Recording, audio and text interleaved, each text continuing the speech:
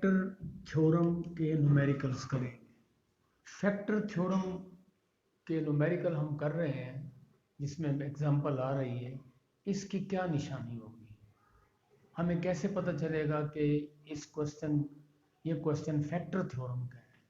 तो उसमें इसकी एक ही निशानी है, वो ये कहेगा show that x-2 is a factor of this. Remainder theorem की दो निशानियां बतलाई थी, लेकिन फैक्टर थ्योरम की एक ही निशानी है, show that this is a factor of this. बस यही कुछ होगा। तो इसके तीन स्टेप्स हैं। पहले तो आप फैक्टर थ्योरम लिख लें, फ्रॉम फैक्टर थ्योरम। ये फैक्टर थ्योरम है। x-a is the factor of a polynomial f of x. This is a f of x represents a polynomial of any degree. x-a f of x का उस वक्त factor होगा अगर f of a 0 के बराबर हुआ। ये एक लाइन है। ये शॉर्ट क्वेश्चन में भी पूछ सकता है, स्टेट द फैक्टर थ्योरम। तो आपने यही लाइन लिखनी है। तो इसके न्यूमेरिकल और एग्जांपल्स कौन कौन सी हैं? फैक्टर थ्योरम के एक एग्जांपल है और क्वेश्चन नंबर 5, 6, 7, 8, 9, 3, 4, 5, 6 न्यूमेरिकल्स हैं इसी से रिलेटेड। तो हम पहले एग्जांपल करेंगे और फिर बाद में न्यूमेरिकल्स में से एक दो कर लेते हैं। तो ये हमारे पास show that x-2 is a factor of this, ये फैक्टर थ्योरम की निशानी है। तो पहला स्टेप है फैक्टर थ्योरम लिखना। इस फैक्टर थ्योरम को याद कर लें। x-a is a factor of this, ये f of x पॉलिनोमियल को शो करना है।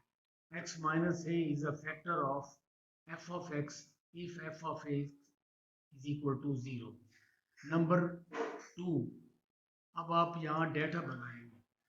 ये स्टेटमेंट है क्वेश्चन की, ये थ्योरम की स्टेटमेंट है। दोनों की स्टेटमेंट का कंपैरिजन कर लें।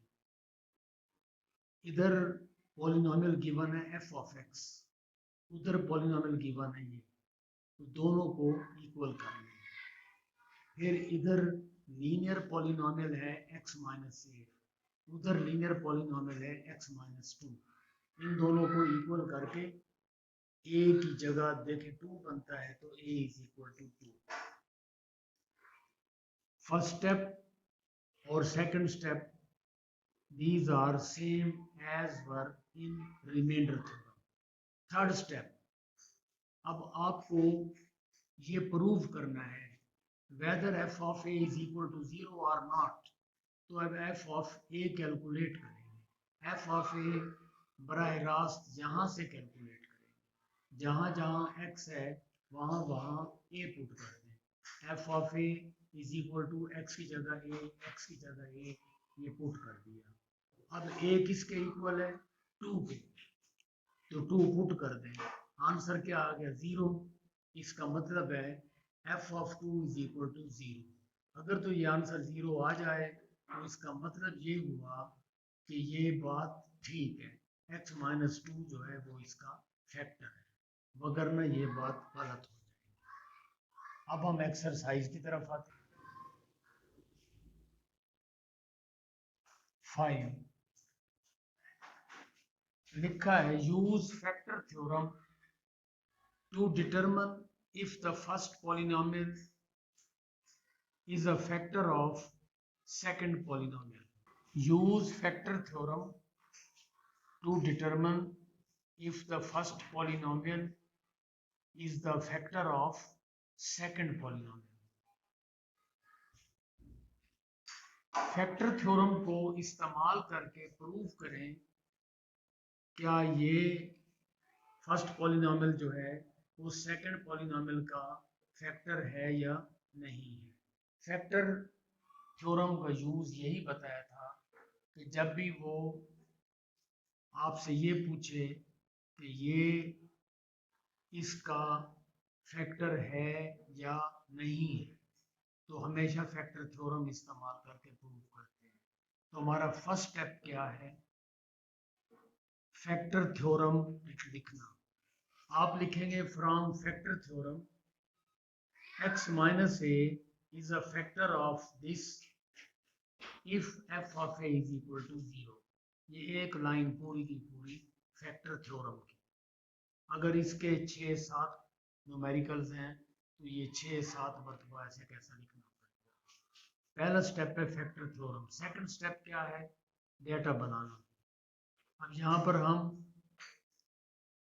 क्वेश्चन की स्टेटमेंट को और थ्योरम की स्टेटमेंट का कंपैरिजन करेंगे। यहाँ पर हायर ऑर्डर पॉलिनोमियल और यहाँ पर हायर ऑर्डर पॉलिनोमियल ये है, इन दोनों को इक्वल कर लेंगे। यहाँ लीनियर पॉलिनोमियल x माइनस है, यहाँ linear polynomial x minus 1 compare करके a की वैल्यू निकाल लेंगे। 2 स्टेप हो गए।